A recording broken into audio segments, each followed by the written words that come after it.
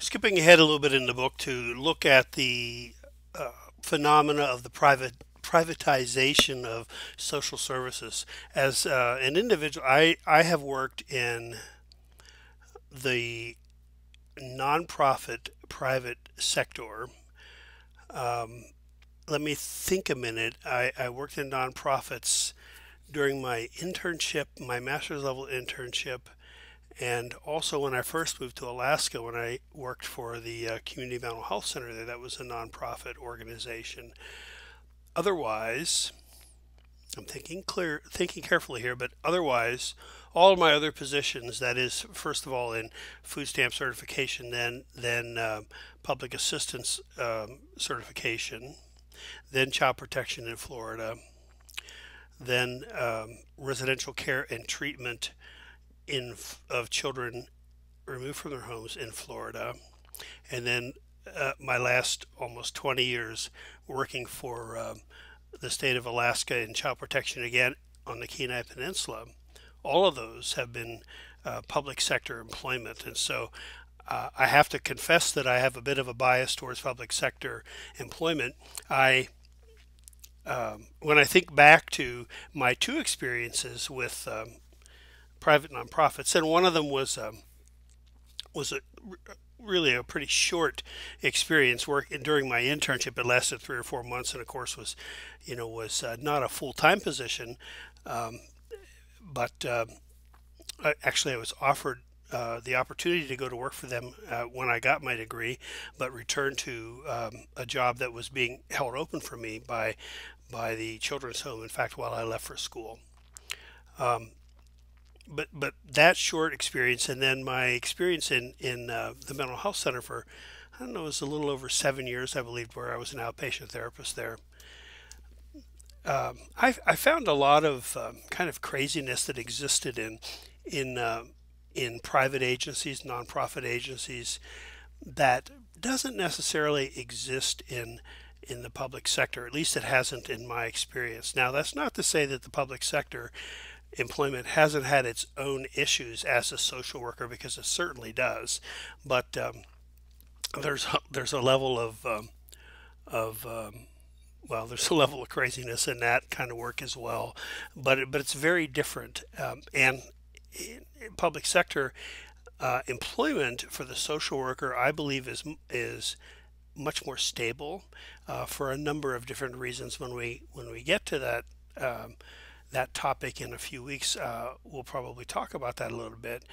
But there is an instability in the nonprofits, at least the ones that I worked at, in terms of the how much influence you have. You may have a great deal of influence. You may have very little influence. And if you have influence, and then management changes, which seems to occur pretty frequently in nonprofits, then whatever influence you have may be undermined or lost altogether, depending upon the predispositions of the new people. And so, in any event, I would say that.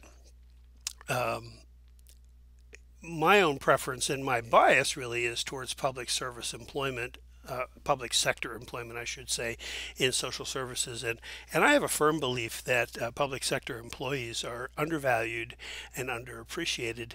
And while the work can be very difficult and sometimes goes without reward, well, it's not without reward, but goes without recognition, I would say, from the general public.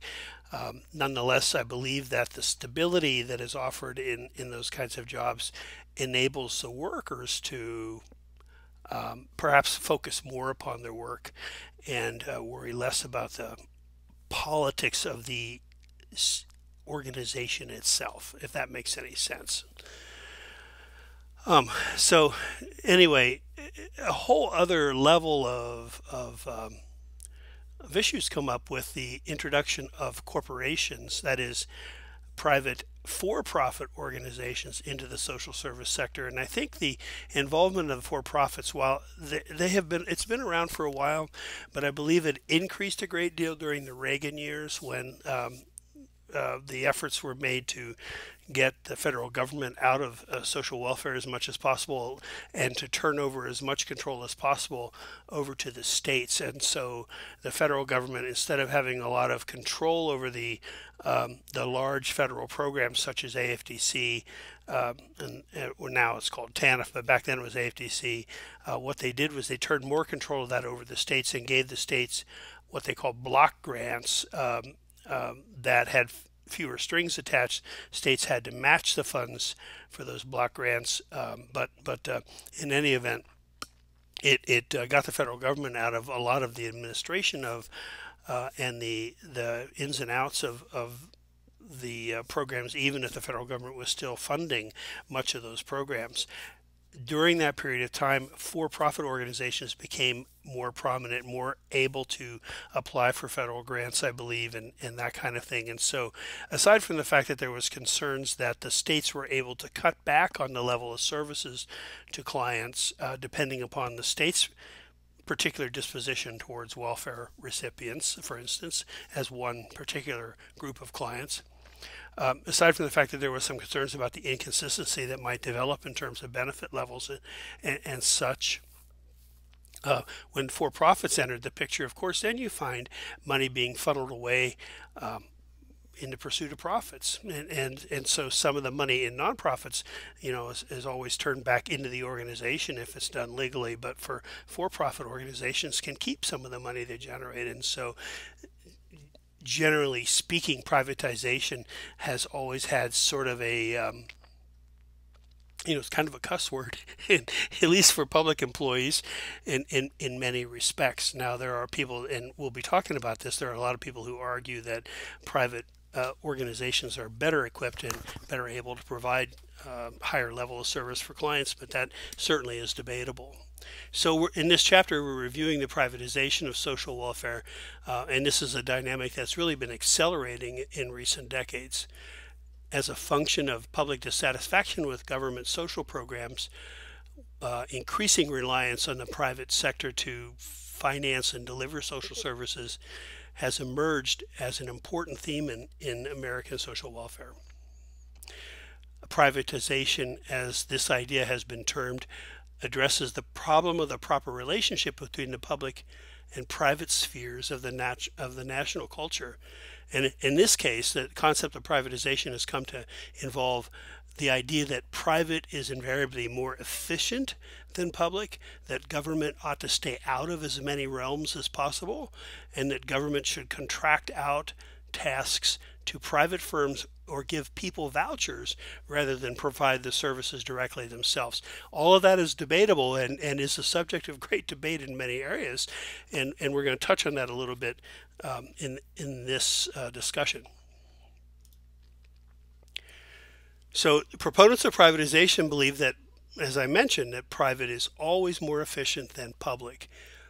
And that government should stay out as many realms of our lives as possible. And there's a little box in the chapter that talks about three different methods for social service delivery being privatized. And one is the selling of government assets. And I'm kind of hard pressed to think of, and I'm sure there are examples out there, but I'm hard pressed to think of any examples of that in terms of social services. But I can show, I think, one example. In Indiana, where I live, there's a toll road that goes across the northern part of the state, and the state government actually leased out the administration of that road to a private company, actually an overseas company, in fact, so that they're responsible for setting. Well, I think that the state government continues to have some control over when tolls can be increased, but the private company is responsible for maintaining the tolls they collect and can make money on the tolls, and they set the tolls with state approval as well. So that has been there's been a mixed bag in terms of the success of that, but in any event, this lease is like 99 years, I think. So for all intents and purposes, the state sold this particular asset, and there may be examples of this in the social service. It's just not coming to my mind at the moment, but this is one example of that. Another way of privatizing social service delivery is contracting with private firms to provide goods or services that were previously provided by the government. Now, an example of that in Alaska is the provision of services to the developmentally disabled and uh, development the yeah, the developmentally disabled client and the mental health client, so that instead of having government employees, government agencies administering therapy and intervention, in-home interventions, and whatever services are needed for that population, DMHTD contracts with private nonprofit organizations to administer those services. Now, interestingly, there are some for-profit organizations that are entering into some of this, at least in terms of home health, as home health care, as I have become aware, including in Alaska, and so some of those for-profit organizations are also kind of getting a piece of this pie. Whether or not I'm not clear on how much the DMHTD may be underwriting their involvement. I'm not really sure, but the for-profit industry has stepped into this field as well in Alaska. And then finally, the voucher system, which would allow private providers to receive reimbursement for goods or services that have been previously offered by the government. And the first example of this that comes to mind is education. As you know, the whole issue of vouchers for private schooling is a source of some great debate. In fact, around the United States, some people believe that these private schools offer better education. Most of the studies don't suggest that it's quite as good as that, but and there are other issues with that, because some of the public monies, for instance, are being used to finance education in religiously oriented schools for children as well, which, since it's a matter of individual choice, a lot of people would argue there's nothing wrong with that, but others would say that the government ought not to be financing education that includes religious education, because the Constitution insists upon the separation of church and state. These are just some examples of the privatization of services in our nation right now, and we're going to be looking at more of them here in the next few slides.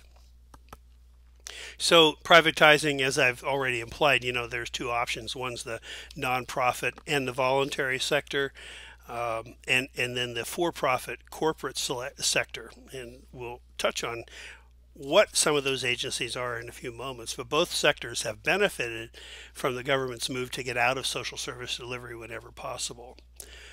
During the Bush administration, the second Bush administration, George W. Bush's presidency, his administration encouraged faith-based interventions in the social service system, and really encouraged faith-based organizations to assume more responsibility in the provision of services.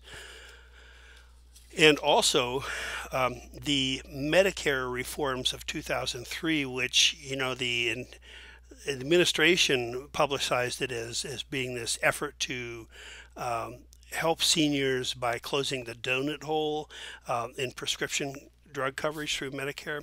The Medicare program paid for, or the Medicare prescription program paid for some I think, relatively inexpensive, the more inexpensive drugs, and also covered the ultra high expensive drugs, but left a rather large gap in the mid-level priced drugs that were not covered for whatever reason. I'm not really clear on how that all happened, but the intention of this, well, the public face of this was that the Bush administration was closing that donut hole so that there were fewer drugs that were not covered, so that the elderly, would have to spend less money on their medications. Well, the other advantage of this, though, is that corporate social services got a boost because, first of all, because it put more money in, so that essentially the federal government was subsidizing prescriptions with the pharmaceutical companies, and unlike private insurance agencies, this particular act actually specified that Medicare would not be able to negotiate lower prices with the pharmaceutical companies. So pharmaceutical companies were given the power to set their prices and were assured profits through this through this method. So the question, again, on the surface, it's supposed to be a good social service. This is a part of George W. Bush's compassionate conservatism, perhaps. But you can see that the corporate agenda is that nest is really quite well feathered through that act. And of course, we keep hearing today, we hear promises from our leadership to go after the drug companies that are charging, pharmaceutical companies that are charging such exorbitant prices, and yet there doesn't seem to be much heart in doing so, and that has a lot to do with the fact that I believe the pharmaceutical companies have a pretty strong lobby, and I have been actually quite active in financing many of the campaigns of some of our most prominent leaders. In fact, if you watch the Michael Moore movie, this is one of those muckraking movies that he's put out on the health insurance industry called Sicko. I really recommend this. Now, it's a little outdated, but not entirely. But one of the things that he points out in there is that even Hillary Clinton, who championed the cause of national health insurance in the early years of her husband's administration in the 1990s, Hillary Clinton his campaign was heavily financed by the pharmaceutical industry. I mean, quite heavily financed. It's kind of interesting, about how that works. Also, the Affordable Care Act. One of the reasons that I've been saying all along, of course, the big reason you can't really consider the ACA or Obamacare national health insurance plan is that it doesn't cover everybody, and the other thing is it doesn't have a single provider, and so this program, which mandates insurance coverage for a larger population. If you didn't have health insurance before, odds are that you were required to get it through this program. And if you couldn't afford it, like for the lower income people who wouldn't be able to afford insurance, the government financed or subsidized part of that. Again, putting money into the health insurance industry, and because the marketplace was populated by private for-profit insurance companies, that aided the insurance industry as well. And so, again, all of these progressive advances in social services aren't always focused upon benefiting our clients as much as they are benefiting the corporations that are involved. So really, even when it appears we have a public program, there's privatization involved with it. So it does appear as though that's our trend these days. Our traditional liberal view of social service delivery prefers government and non-profit provision of services, but more recently, everybody has begun to concede a role to the private sector as long as government remains the primary provider, so that social justice can be institutionalized.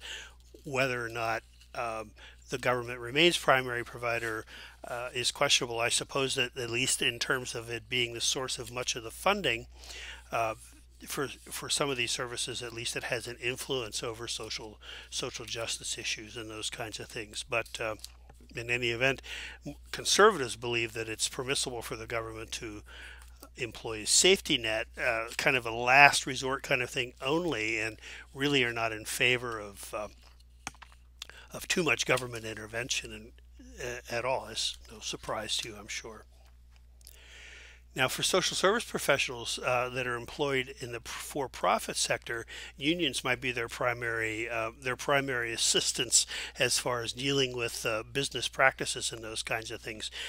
We'll touch on union membership in a few moments, but what has happened in the course of privatization of some programs is that the private organizations have cut costs by dropping the higher paid unionized workers and hiring cheaper workers without representation.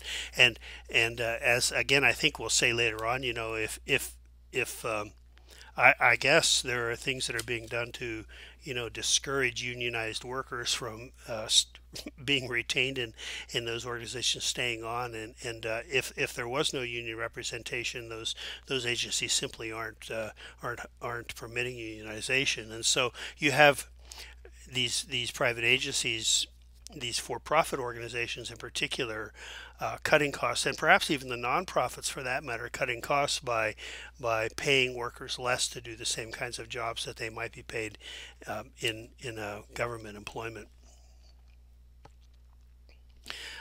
And private practice is also something we're going to touch on in before this talk is over. But many social workers are pursuing private practice, and my guess is that many of you see that as your ultimate career objective. Certainly, when I was in my master's training, I saw that as a very distinct possibility. I never pursued that for different reasons, which I can talk with you about sometime. But the fact is that many of you and many people in pursuing their MSWs are doing so because it is in many respects a fast track to private practice.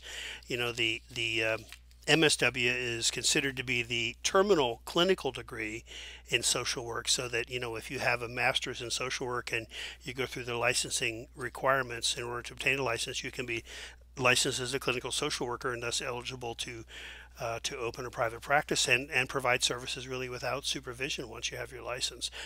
I don't recommend doing that without consultation and supervision, but in any event, it's possible to do that. And I held an LCSW for several years until I left Alaska and retired from direct practice in the field, and just decided not to keep it going down here. It's not to say that I might not try to renew my license in the state of my current residence, but in any event, the private practice is another form of privatization of services. You can, for instance, work at a mental health center and provide therapy for clients.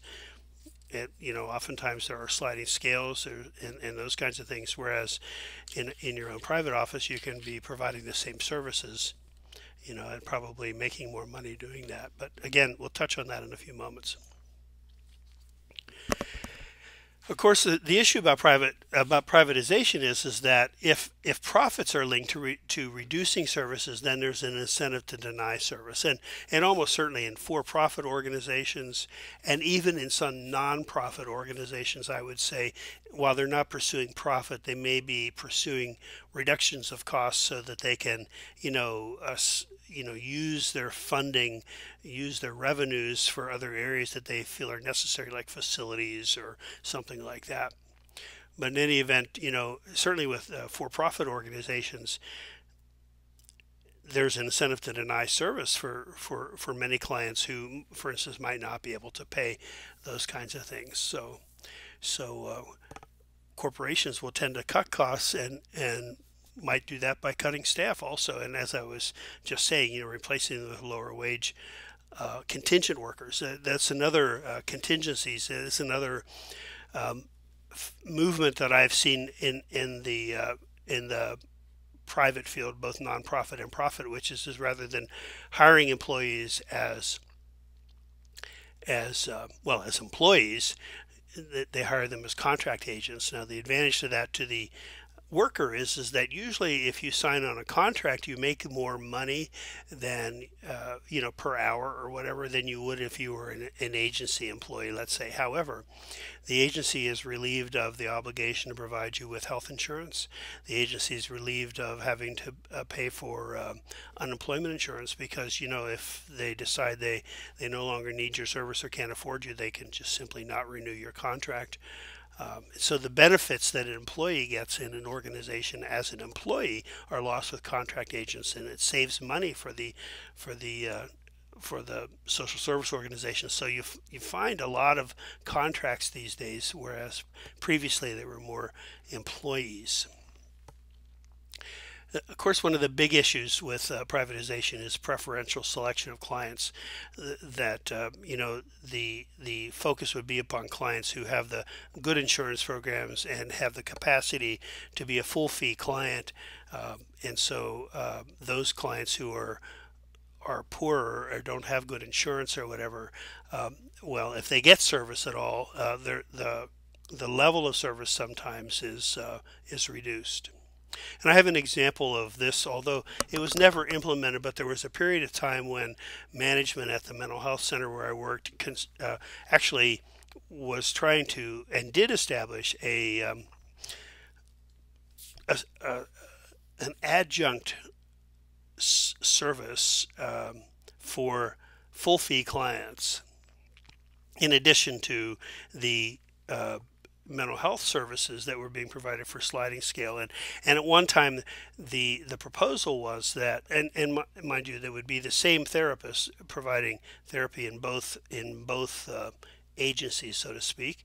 And the proposal was at one time to have one facility and to have a separate entrance for the private clients. And I remember the manager even telling us, that we would the private entrance, the private client entrance would have, better furniture and be decorated more carefully and everything, because full fee people would expect that. And of course that's true, and we'll touch on that that's true in private practice as well. If you read the chapter, they talk about that a little bit, but it was kind of offensive to me, and actually I spoke up about that to suggest that the bulk of our clientele would somehow be getting, less appropriate facilities and things like that to get the service that they needed, perhaps even more than the full fee clients did. But in any event, that it's a little bit about dual levels of care, and of course that didn't speak so much to the actual provision of services, which may be another thing, because who provides those services, might be focused more upon the higher degreed individuals, perhaps providing more of the service for private clients, that kind of thing. Technological advances, when even in this invades even the public agency. When I remember we got a new phone system in the Kenai office years ago. You'll notice that if you phone many of the offices around the state for OCS, you don't get a live person answering the telephone, but as is often the case in so many phone calls anymore, you have to go through a tree of, press 1 for this, press 2 for that, and you do that 2 or 3 times before you maybe finally get to talk to a live person, if you ever do. And we started to establish that in Kenai, and I put a stop to that as a supervisor and said I wanted to have had a live person answering the telephone at all times, because people are in crisis when they call us, and they don't want to have to poke their way through those kinds of things. And many of the other offices did implement that automated answering service, or answering machine, but we didn't, and I think a few other offices did not as well. And I don't know, this is something that's been around for a long time, and it's still out there. There's a computer program that is called Ask Eliza, I think it is, if you've ever been exposed to that, where Eliza is a computer program that will ask you about your problems, and as you respond, she will provide you with therapeutic responses and those kinds of things. Now, I certainly hope that that's not going to be the trend in the future, but it is something out there. It's just kind of an interesting thing. Also, telemedicine is another thing we talk about, technological advances. Now, you're still dealing with a live person, but you won't be in the same room, perhaps. So it's good on the one hand for people that are in outlying areas that have access to to satellites or whatever it is that they use for telemedicine, but still there's something lost in that. In addition, you've no doubt seen some advertisements for text therapy, and now that insurance companies aren't paying for that, but these are kinds of trends that we may be seeing in the future. So. And these are all, in many respects at least, they're coming from for-profit ventures. Another problem is that if say the business becomes, not profitable for the private organizations, what if they decide to declare bankruptcy, and all of a sudden there's a whole population of clients that aren't being served, and the government then is responsible to pick up the pieces and take care of that. Corporations that have a strong presence in any market can exert pressure on officials to shape social policy that suits their corporation. And again, I mentioned the pharmaceutical industry some time ago. one example of that is not just the drug companies that can do that. And once those companies get a really significant toehold in the market, as I say here, then what happens is the nonprofit providers, if they're going to compete with the for-profit agencies, have to begin to adapt or adopt some of the same practices those as the commercial outfits do. So, you see some more about preferential selection of clients and things like that, even with nonprofit clients or nonprofit agencies. In the economic market, you're penalized for making imprudent decisions with selecting clients. You're rewarded for being more discriminating in selecting clients. And so those clients that don't really practice those providers who do not practice preferential selection then wind up serving a much larger number of clients with very serious problems. Those who are less likely to be able to pay for the services, or may run a balance or whatever, and so those organizations then begin to incur deficits. Now, their response can be to write off those debts or to hire collection agencies, and we're hearing more and more about that happening in the field as well, the use of collection agencies. So there's some people say, look, if doctors do it and hospitals do it and lawyers can do that, then what is it, if we're truly professionals as social workers, why is it that a social service agency or social worker shouldn't be able to do the same thing?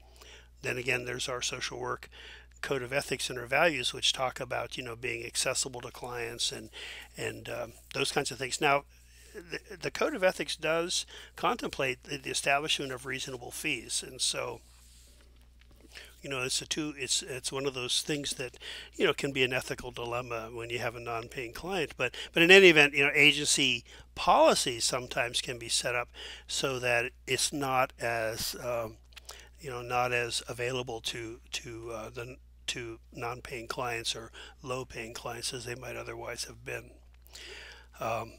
Hospitals is an example here, and it says patients in the marginal uncredentialed social class were comparatively more likely to be admitted to state mental hospitals rather than to private hospitals. And I think if you have a caseload, particularly in the mental health field, you'll see that's the case, because private hospitals won't take you if you don't have insurance, and many individuals we serve who are unemployed or who are in low wage jobs don't have insurance, and so their selection of services available to them is much more limited. When I did my internship, it was a psychiatric facility for adolescents and young adults that were determined to be largely schizophrenic. In fact, some of the clients in there, I thought, if they had entered the system that I had worked in before and after my internship, which was the children's home in Orange County, associated around the juvenile court, but it was a county facility. Those clients, instead of being treated in the psychiatric community by psychiatrists and being hospitalized, might have instead been put in the behavior treatment program that I worked in, and not deemed to be psychiatric problem, but deemed to be conduct disorder. Of course, there's a lot of issues about diagnoses involved in that as well. But the fact is one of the things that I saw very clearly during my internship is that if your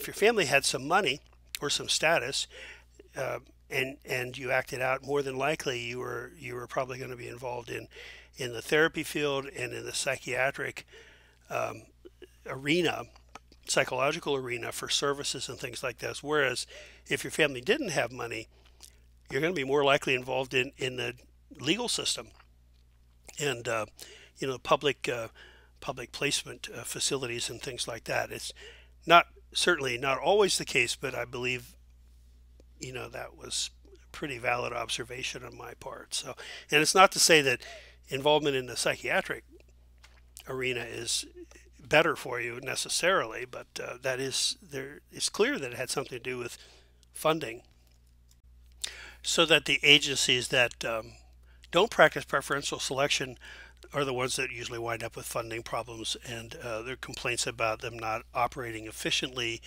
um, longer waiting periods, that kind of thing. And you know, the public perception that public agency personnel and nonprofit agency personnel don't provide quality service kind of in part derives from that. You know, the old philosophy is you get what you pay for and those kinds of things. And you know, that the service is more meaningful if you pay a full fee and those kinds of things. I don't think that's valid, but in any event, a lot of these perceptions come out of this conundrum that is created by uh, what we call the creaming of clients. So public hospitals then in situations like this and public agencies can become social dumps. So again, nonprofits have a lot of tax exemptions oftentimes because they contribute to the welfare of the community. But even those organizations sometimes um, are forced to consider preferential selection just in order to stay competitive. Other issues involve dual levels of care, as I mentioned. You know that if specialized care is provided to affluent clients, then social service corporations may direct their capital away from the care of less fortunate people. There's an argument that competition increases organizational performance, but uh, there's one study quoted in the text, and I think other studies have also said that there, really isn't any evidence to support the belief that, as this text says, investor-owned organizations are less costly or more efficient than our nonprofit organizations. Some of the nonprofits I remember reading, a couple of decades back when privatization was still kind of new, that some of the nonprofits that had contracted out to provide public welfare services or child protection supervision services wound up costing the state more. That they kind of, I think, maybe lowballed the whole cost of service initially and discovered that they needed more money, and the states were actually paying more um, in some cases than they had when they were providing the service themselves. The other concern here, oligopolization, which is kind of, as perhaps the name implies, it the control of the market by few providers while organizations seek to reduce competition by buying their competitors. And this is evident in the fields of long-term care, hospital management, and HMOs. So in other words, giant trade associations are put in a position to shape policy and conform to their interests. I think back to the business corporations at the turn of the last century that Teddy Roosevelt had to step in and break up, because not only were they buying out their competitors, but they were also buying up all their suppliers, and so they had the capacity to fix prices, and the federal government had to step in and break that up, and it makes me wonder if the healthcare and social service industry is heading in that direction when you consider something such as this. And here's an example I just pulled off of the web today, actually. Now this is this is about a year ago when Aetna and CVS acknowledged acknowledged a merger that was going on. And so, just to touch on what this says, CVS, of course, is this network of drugstores and all around the nation in the lower 48, and this deal closed on its acquisition of Aetna, creating a new healthcare powerhouse. The merger combines CVS's pharmacies with Aetna's insurance business, blurring traditionally distinct lines in hopes of lowering costs. CVS also has one of the largest pharmacy benefits managers through CVS Caremark, and is a major Medicare Part D, that's the prescription program, sponsor through its SilverScript unit. Goes on to talk about how much this deal was worth, and the fact that CVS would need to integrate Aetna and start trying to accomplish its three main priorities: making healthcare local and accessible, simplifying how consumers access care, and lowering costs. Okay, lowering costs. Something makes me think that may not happen in the end, but that's the public face of this merger.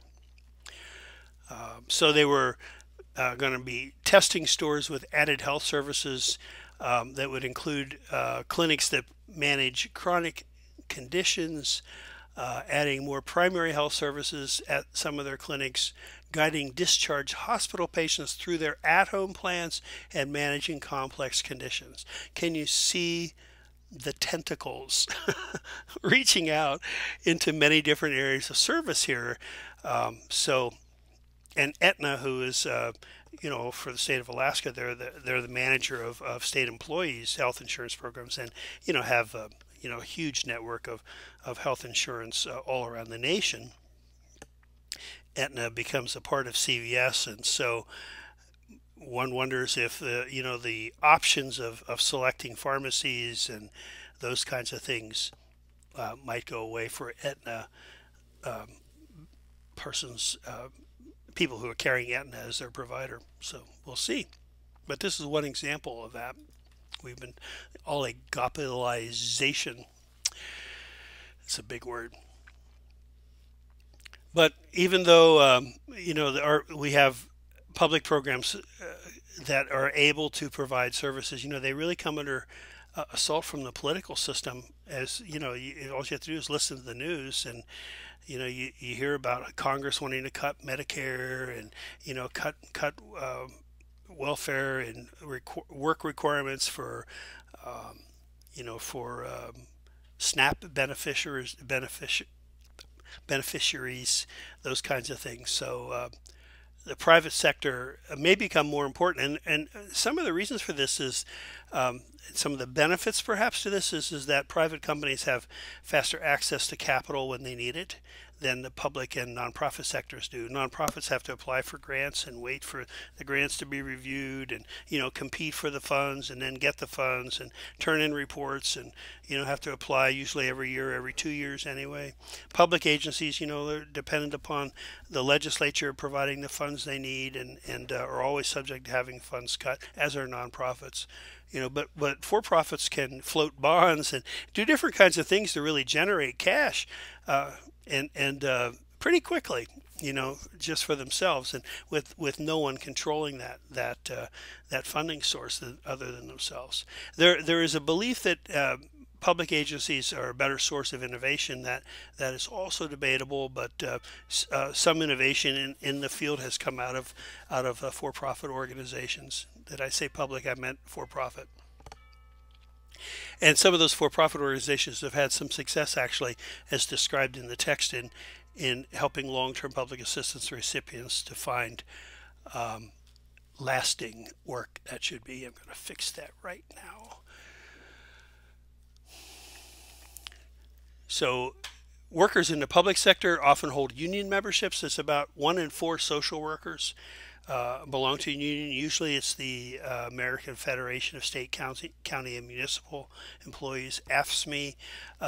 In Alaska, state employees belong to the there's the supervisors union, and then there's a worker union. There are 2 different unions, and although they don't have AFSCME names, I believe they are AFSCME affiliates.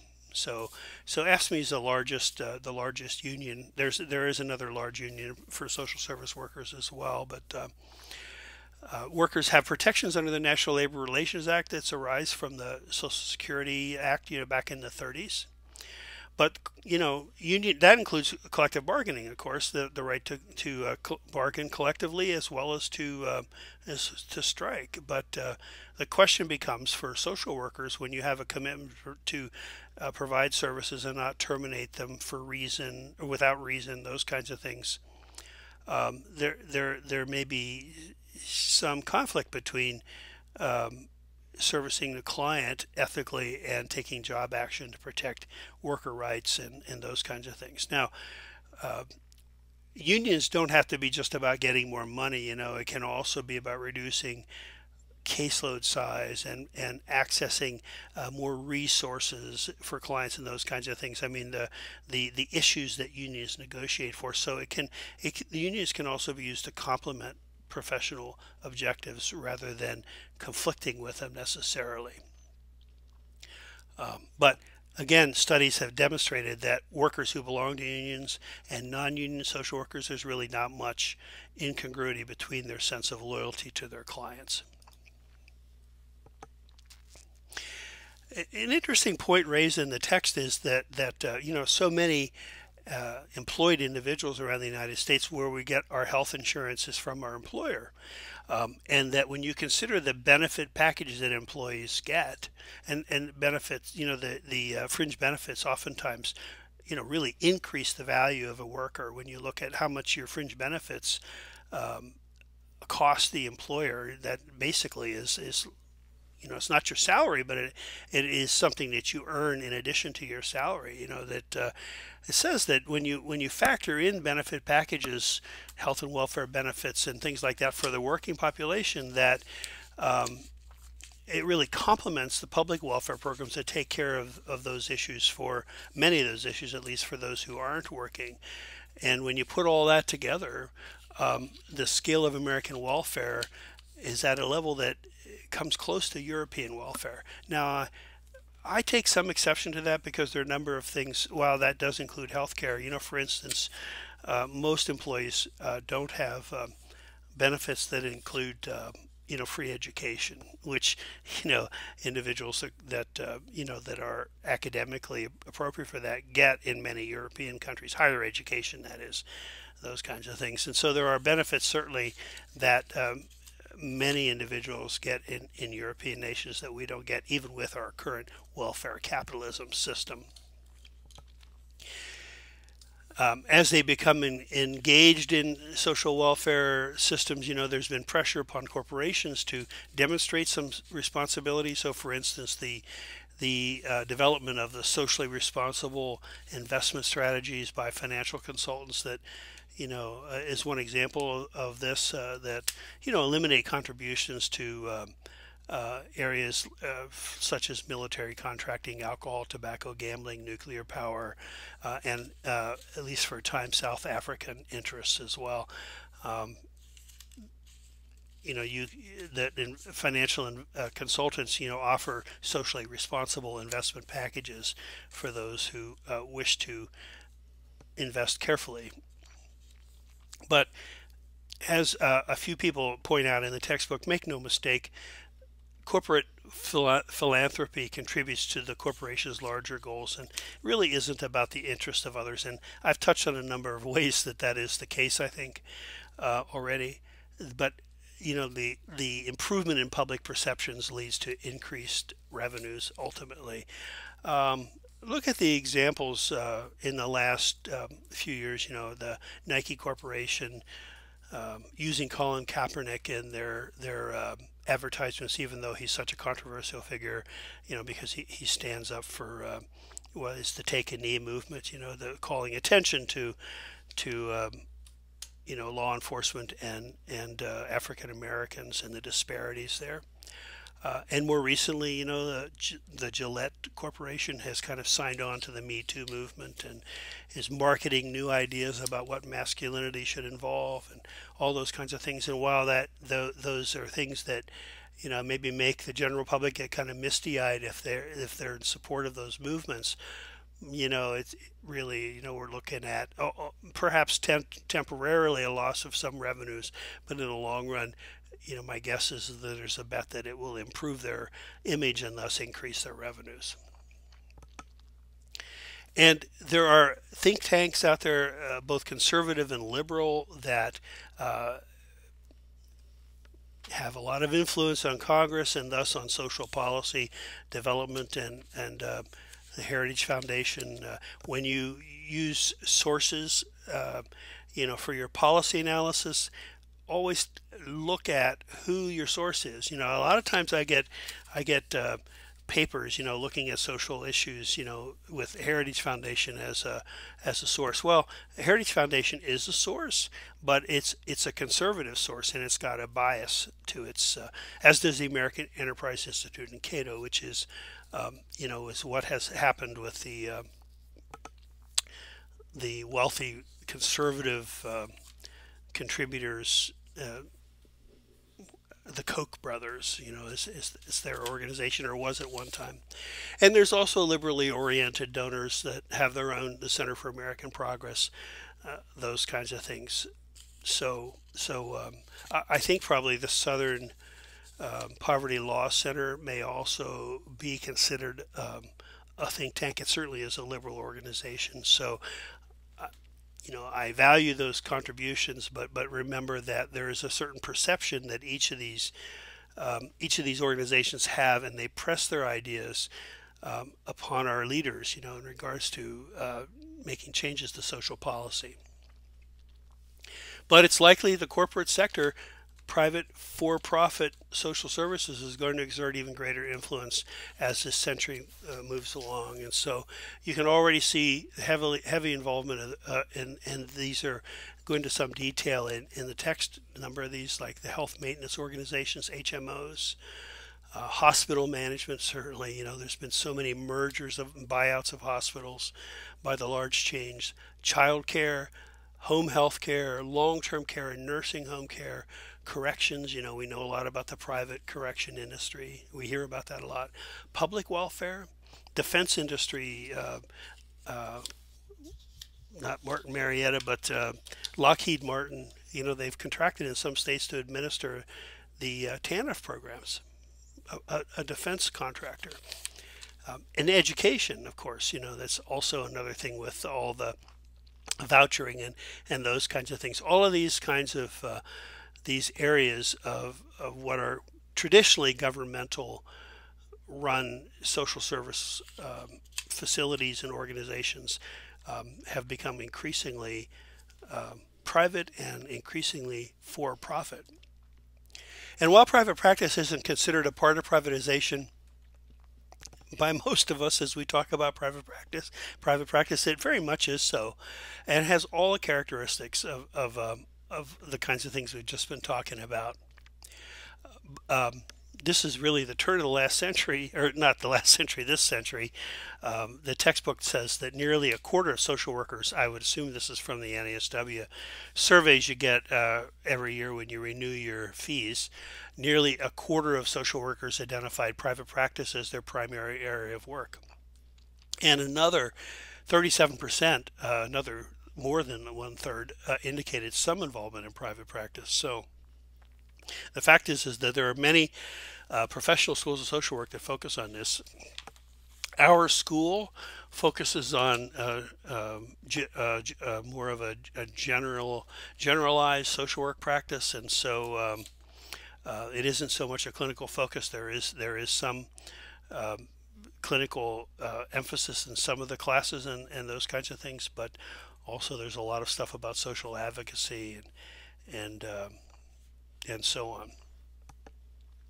But some schools offer very specific clinical tracks for those that are intending to go into a therapy practice. What are the advantages of private practice? Greater prestige in many respects. You're not one of those public employees that are working for this, low rent mental health center downtown or whatever. That you have a private office and those kinds of things. You're going to probably make more money in private practice, at least fewer work hours, but only in some respects, because a lot of private practitioners will tell you that private practice almost never ends. And I think I mentioned to you earlier, I had a manager who once actually chided the therapist in the mental health center where I worked when we were complaining that we were being required to see too many clients in a day to be able to serve the last clients with enough energy to really service them well. And his response for this concern was that if we had a private practice, we wouldn't be cutting back the number of hours we serve clients because we needed the extra revenue to fund our business, and likewise the nonprofit that we worked for required the same kind of revenue, so that we should stop whining and get to work, basically. But private practitioners have to market their business, and they have to get out and rub some shoulders, figuratively speaking, and keep a positive relationship with referral sources, and to cultivate referral sources that will send them people who will actually pay the fee. I mean, there's a lot of work involved in having your own office, and not always the same kind of rewards as you might think. Supposedly you have more autonomy. You know, you're not, if you have a license, you're not required to have supervision. I wouldn't recommend not having supervision, or at least consultation on a regular basis, because we all, if you're in a practice where you're providing therapy, you need to be able to bounce off what's going on sometimes with someone else. And so, but there's no requirement for that. You have ability to specialize. You can focus on the particular kind of clients you want to service and not service other types of problems. I know some people that won't deal with aggressive clients in private practice. You know, any domestic violence is not an issue that they'll work. They won't work with abusers. They'll work with victims. You know, that kind of thing. There, you know, you have some control over who you work. But of course, the question is, how does that fit with our code of ethics? You know, how does that fit with our ability to improve society, so to speak, by this preferential selection of clients? You know, to the less troubled, less hostile kind of creaming the population, as it says here. Some individuals, by the way, because of the fact that, you know, that usually your fees are higher than they might be at a public clinic or a nonprofit clinic, but some individuals will deal with that conflict by offering to do a certain number of pro bono clients, as sort of a contribution back to the community. Whether that really, you know, resolves that conflict or not is another thing. You know, as I mentioned earlier, the NASW code recognizes that it's a profession, and social workers have a right to charge a reasonable fee, and are expected to charge a reasonable fee, not to undercharge, you know, so that you get more business and those kinds of things. So, but in the process of charging that fee, there's less access for, well, it says here, you know, studies show fewer minorities, fewer women, fewer elderly persons, fewer persons with disabilities are involved in private practice work, or that can be a client in private practice work. And there are many more rules, regulations, and, as I said, longer hours than it might appear. But the big thing, the Yavis syndrome, young, attractive, verbal, intelligent, successful clients, those are the ones we all want to see if we're providing therapy. And you don't often get to see them. You certainly don't in public agencies all the time.